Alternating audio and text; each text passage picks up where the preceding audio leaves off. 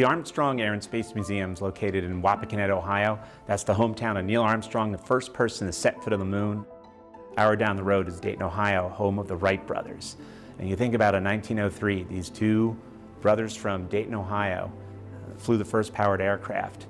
And you're talking, what, 66 or so years later, a kid from Wapakoneta lands the first spacecraft on the moon, takes the first step on the moon. That's incredible when you think about it.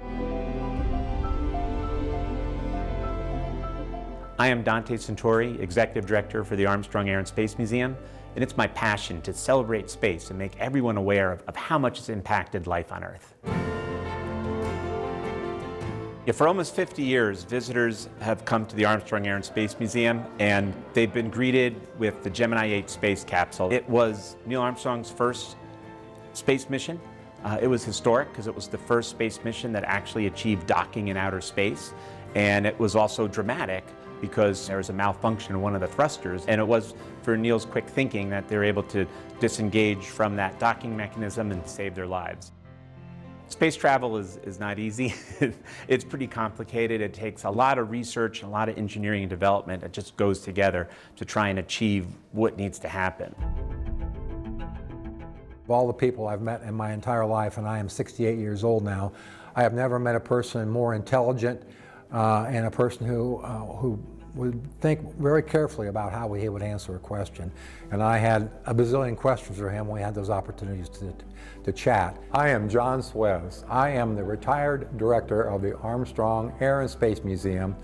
And in the 30-plus years that I worked here, I had a chance to know Neil Armstrong, the man.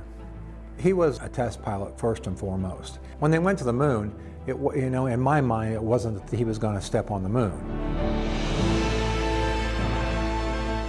It was the fact that he was going to be flying the most high-tech piece of hardware that existed in the world with the lunar module.